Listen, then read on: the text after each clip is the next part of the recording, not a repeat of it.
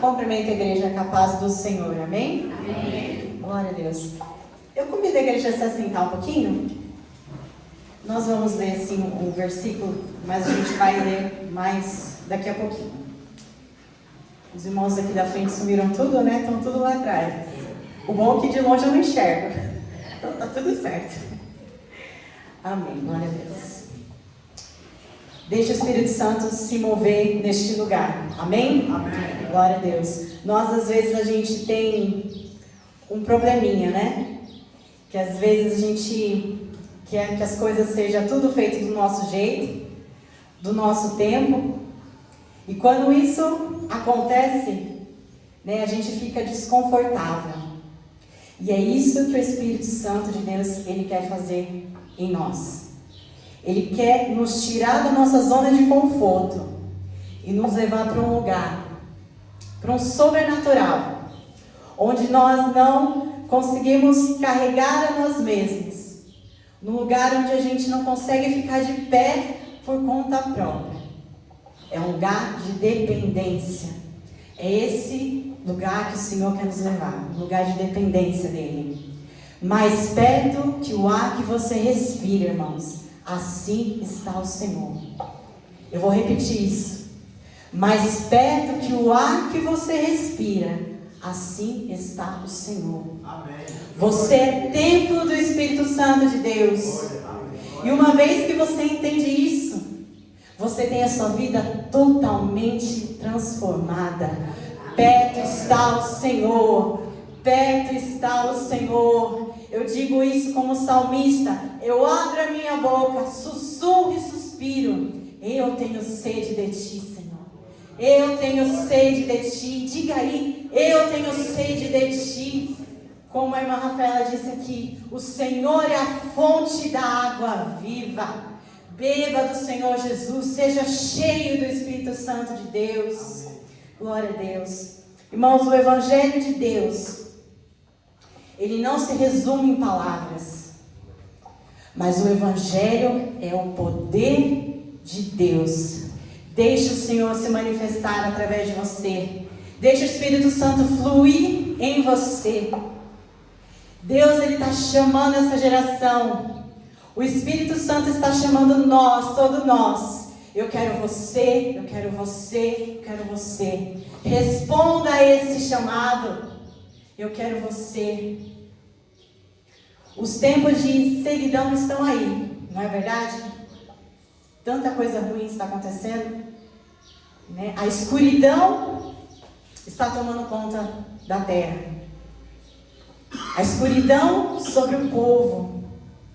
Mas sobre você, o Senhor faz nascer o sol. Como o sol da justiça, o Senhor faz brilhar sobre você. Tudo que você precisa é dizer que sim. Tudo que você precisa é responder a esse chamado. Dizer sim, Senhor. E esses são dias como os dias de Samuel, como os dias de Eli. Ele era o sacerdote do templo. E ele tinha 2 filhos, Ofni e Finéias. E eles eram sacerdotes juntamente ali do templo. E eles sabiam tudo o que acontecia naquele templo. Como dizem, como a gente fala, né? Eles manjavam, né? Eles sabiam de tudo, todos os sacrifícios, dos rituais, de como era feito. Só que havia um probleminha. Na verdade, um problemão. Eles zombavam de Deus. Eles roubavam as ofertas que eram trazidas no templo e se prostituíam. Como se não bastasse, né, roubar as ofertas ali do templo do Senhor, eles se prostituíam à porta do templo do Senhor. Agora você imagine só o exemplo que eles estavam dando a todo o povo de Israel. O povo olhava para eles, para os 2, e não viam o temor do Senhor. O povo olhava para eles e não encontravam o temor do Senhor. A palavra do Senhor diz que o temor do Senhor é o princípio da sabedoria. Se nós não tememos o Senhor, nós não temos a sabedoria de Deus. E a única sabedoria que nos resta é a sabedoria humana, que perece. Mas se nós tememos ao Senhor, aí sim nós temos a sabedoria que está acima de toda sabedoria, que é a sabedoria de Deus. E daí a gente consegue ver as coisas, a gente consegue entender as coisas, a sabedoria de Deus. Mas ali os filhos de Eli, eles não estavam ministrando ao povo ali o temor do Senhor, né? Eles não estavam demonstrando ao povo o temor do Senhor. Muito pelo contrário, né? Tudo que não podia fazer, eles estavam fazendo. E nós temos vivido dias como esse. Dias em que o temor do Senhor desapareceu. Não é mesmo? Porque muitas vezes o pecado continua sendo praticado por pessoas que conhecem a Cristo. Porque o pecado ainda continua sendo atrativo para elas por falta do temor do Senhor. O temor do Senhor nos faz amar os nossos irmãos. O temor do Senhor nos faz vivermos em unidade. O temor do Senhor nos impede de pecar. O temor do Senhor nos impede de nos afastarmos da presença de Deus. E o que os filhos de Eli estavam fazendo ali era castigar o povo ali com a falta de temor de Deus. Agora sim, eu quero que vocês abram a sua Bíblia em 1 Samuel 3.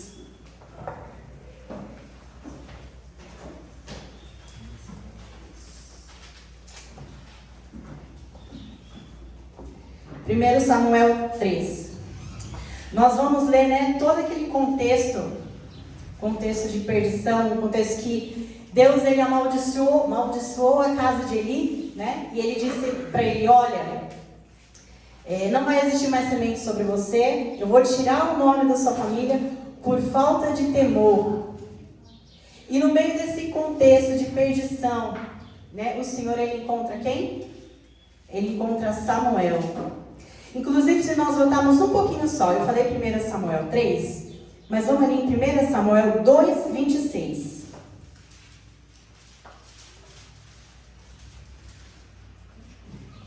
Diz assim, ó. E o jovem Samuel ia crescendo e fazia-se agradável, assim para com o Senhor, como também para os homens. Né? O Senhor é que ele olhou para Samuel e ele se agradou de Samuel. Porque Samuel ele era um homem obediente, ele era um homem temente ao Senhor. Agora sim, ó, os irmãos ficaram de pé para ser um pouquinho extensa a leitura. Mas amém. 1 Samuel 3, vamos acompanhar a leitura? E o jovem Samuel serviu ao Senhor perante Eli. E a palavra do Senhor era de muita valia naqueles dias. Não havia visão manifesta. E sucedeu naquele dia que, estando Eli deitado no seu lugar, e os seus olhos se começavam já a escurecer, que não podia ver. E estando também Samuel já deitado, antes que a lâmpada de Deus se apagasse no templo do Senhor, em que estava a arca de Deus, o Senhor chamou a Samuel e disse, eis-me aqui. Ele correu a ele e disse, eis-me aqui, por que tu me chamaste? Mas ele disse, não te chamei eu, torna-te a deitar, e foi e se deitou. E o Senhor tornou a chamar outra vez a Samuel. Samuel se levantou e foi a ele e disse, eis-me aqui, por que tu me chamaste? Mas ele disse, não te chamei eu, filho meu, torna a deitar-te. Porém Samuel ainda não conhecia o Senhor, e ainda não lhe tinha sido manifestada a palavra do Senhor. O Senhor, pois, tornou a chamar a Samuel terceira vez, e ele se levantou e foi a Eli e disse, eis-me aqui, por que tu me chamaste? Então entendeu Eli que o Senhor chamava o jovem. Pelo que ele disse a Samuel, vai-te e há de ser que, se te chamar, dirás, fala, Senhor, porque o teu servo te ouve. Então Samuel foi e se deitou no seu lugar. Então veio o Senhor e ali esteve e chamou como das outras vezes, Samuel, Samuel. E disse Samuel, fala, porque o teu servo te ouve. E disse o Senhor a Samuel, eis aqui, vou eu fazer uma coisa em Israel, a qual todo que ouvir lhe tinirão ambas as orelhas. Naquele mesmo dia suscitarei contra ele Tudo contra tenho falado contra a sua casa. Começá-lo-ei e acabá-lo-ei. Porque já lhe fiz saber que julgarei a sua casa para sempre, pela iniquidade que ele bem conhecia. Porque fazendo seus filhos execráveis, não sei se é assim que se pronuncia, isso, mas os repreendeu. Portanto, jurei à casa de Eli que nunca jamais será expiada a iniquidade da casa de Eli, como sacrifício, nem com oferta de manjares. Até aqui, pode se sentar.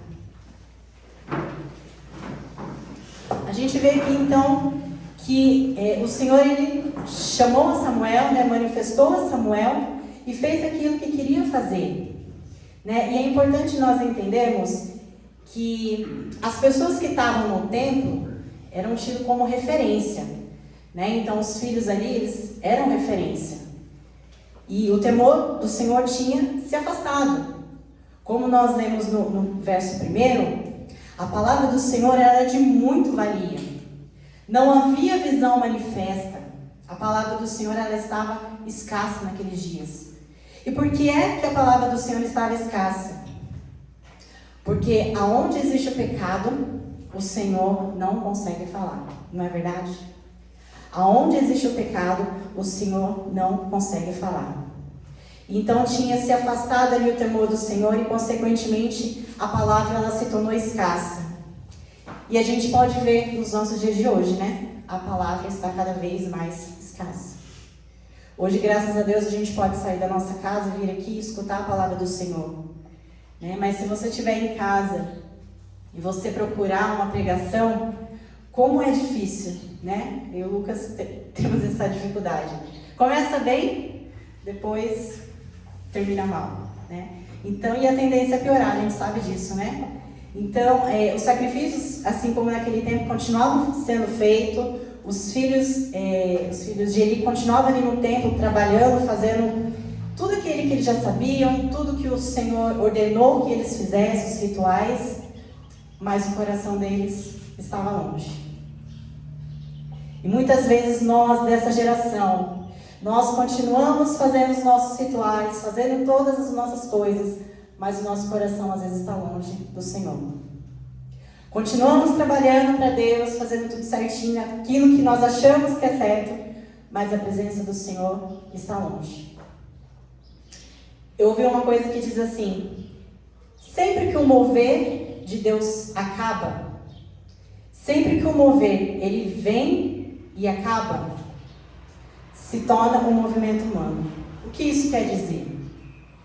Né? Sempre que o Espírito Santo de Deus ele traz algo novo aqui para nós, igreja, e ao invés de nós continuarmos na dependência do Espírito Santo, a gente começa a entrar com as nossas fórmulas, né? A gente começa a fazer aquilo que nós achamos que é certo, né? Adoração radical, que seja, um exemplo. Eu pulo mais, eu louvo mais alto, né? E a gente sabe que muitas vezes isso são só rituais, né? Porque a gente sabe que a presença de Deus não está mais ali, o temor do Senhor já não está mais ali, e a pessoa no fundo sabe disso e continua fazendo os rituais como se aquilo fosse substituir a presença do Senhor. E eu digo que é tempo de nós largarmos mãos desses rituais, dessas fórmulas, e irmos nesse lugar de dependência de Deus. A gente não pode pegar a presença do Senhor e colocar numa caixinha, né? Porque Ele não depende de nós é que dependemos dEle. Nada é mais importante do que a presença do Senhor. Nada, irmãos, nada. Os louvores ministrados são maravilhosos, estar em comunhão é maravilhoso, mas nada é mais importante que a presença do Senhor.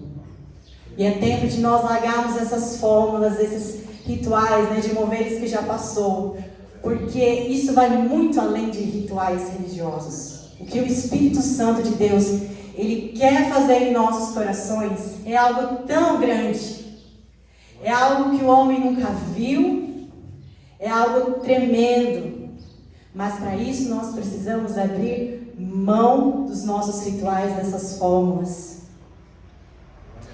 E os filhos de Eli continuavam ali com as suas fórmulas dentro do templo, fazendo tudo aquilo e estavam achando que estava tudo certo, pecando contra Deus, transgredindo a nação, mas a presença do Senhor estava longe deles.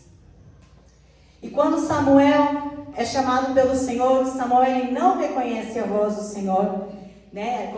Como nós lemos, ele acha que é Eli, né? Ele escuta a voz, ele vai até Eli, ele fala, não, volta a dormir. E ele vai mais uma, e na terceira ele se atenta, ele fala, opa, alguém está chamando realmente Samuel. E instrui ele ali, né? Ó, se chamar você de novo, você se coloca, eis-me aqui, Senhor, o teu servo te ouve. E muitas vezes nós não reconhecemos a voz do Senhor.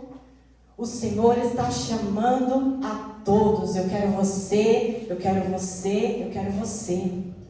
Que nós possamos estar com nossos ouvidos atentos, como o rebanho, né, de ovelhas, que reconhece a voz do seu pastor. Né? As ovelhinhas ali reconhecem a voz só do seu pastor. O pastor fala, ó, vem mais para cá, cuidado aqui. E as ovelhinhas reconhecem a voz e obedecem.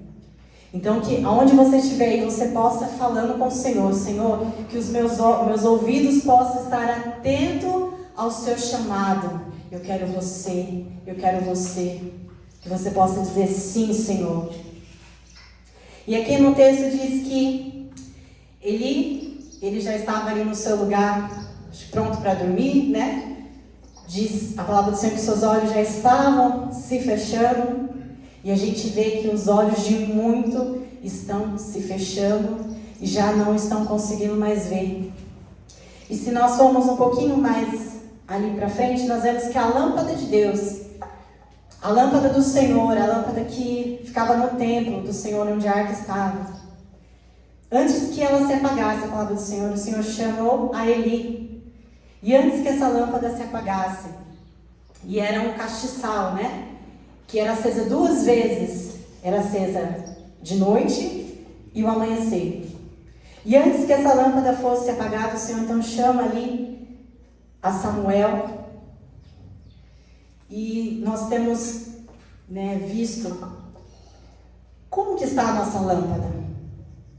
A nossa lâmpada está acesa ou a nossa lâmpada está se apagando?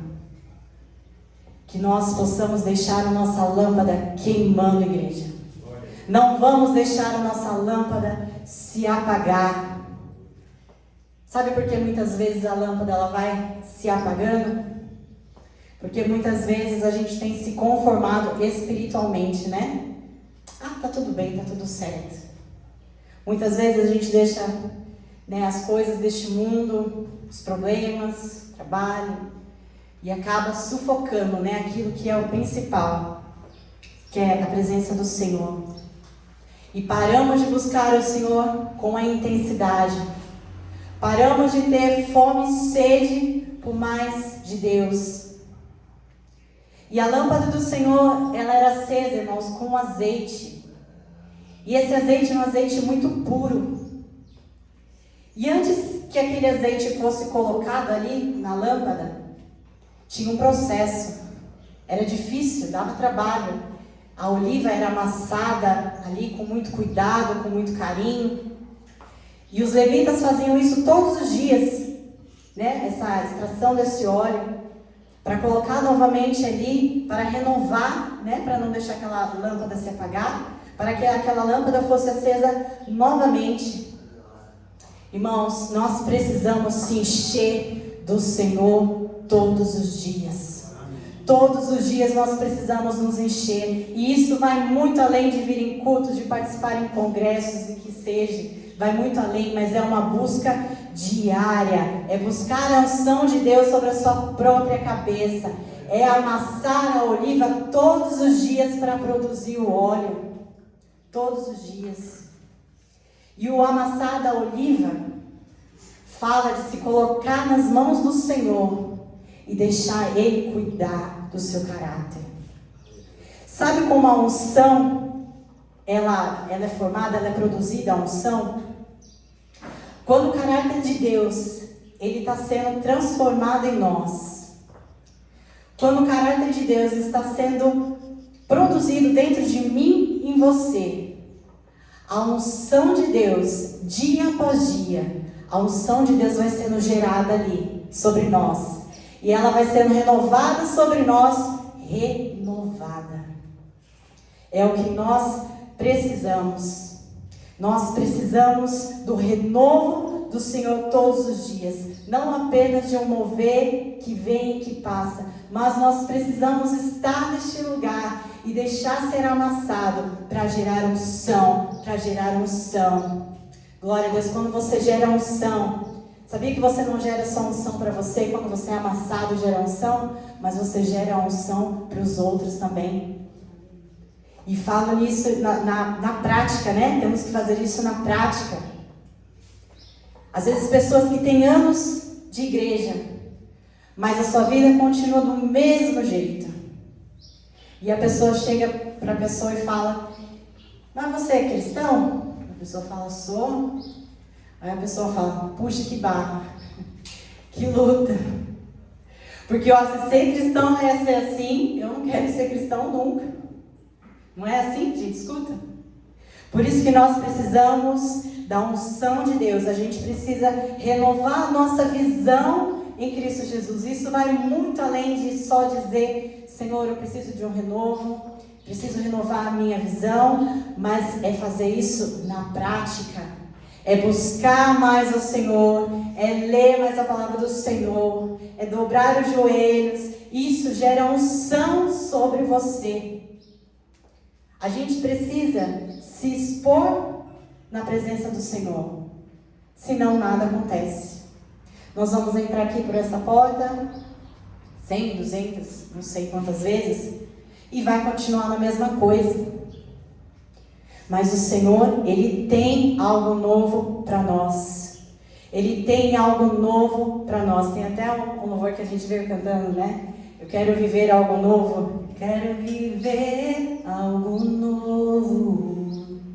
Faz meu coração arder de novo. Então, se a gente não fizer buscar o Senhor com intensidade, não vai acontecer, né? Nós temos que fazer isso na prática.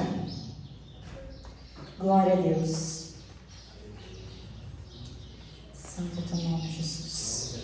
E é tempo de nós nos colocarmos, né? Tomarmos essa posição. Uma posição concreta. Samuel, quando ele ouviu a voz e ele reconheceu, ele se dispôs ali. Ele disse: eis-me aqui, Senhor. Né? Que nós possamos dizer: eis-me aqui, Senhor. Né? Temos que parar de buscar ao Senhor só por interesse, para satisfazer, né, os nossos sonhos. O Senhor, Ele quer participar da nossa vida, igreja, todos os momentos. Desde quando a gente vai deitar até a hora que a gente levanta, o Senhor quer participar de todos os momentos das nossas vidas. E muitas vezes nós é que falhamos, né? Acabamos excluindo e acabamos vivendo de rituais religiosos, não é verdade? Eu gostaria que você fechasse seus olhos aí onde você está. Peça para o Senhor sondar a sua vida. Como está a sua vida com Deus? Eu já fiz essa pergunta para mim, né? Porque antes de eu trazer a mensagem, isso tem que servir para mim. Responda aí, para você mesmo, como está a sua vida com Deus? Né? Você tem tido o temor do Senhor, um temor de querer obedecer ao Senhor, de fazer aquilo que é certo por amor a Ele, por gratidão? Né? São assustadoras as coisas que a gente tem visto dentro das igrejas, né? O pecado tem convivido conosco de uma forma assustadora, porque a presença do Senhor, ela às vezes não tem se manifestado. A nuvem do Senhor, ela está acima de nós, em cima de nós, esperando para chover. Esperando para chover. É como se o avivamento tivesse para acontecer e só está esperando alguém dizer que sim. Assim como Samuel disse: sim, Senhor, a nuvem do Senhor está sobre nós e nós precisamos responder a esse chamado. Sim, Senhor, é tempo de nós voltarmos para a cruz. de nós buscarmos intensamente ao Senhor. É tempo de nós mantermos a nossa chama acesa, Senhor. Ajuda-nos, Senhor, trazendo unção e gerando unção, Deus. Nós não queremos viver, Senhor, de aparência, viver do modismo, mas nós queremos ser uma geração que precisa de Ti, uma geração comprometida contigo, Senhor. Faz isso em nós, em nome do Senhor Jesus. Amém. E a Deus toda a glória e as palmas louvam ao Senhor. Glória a Deus.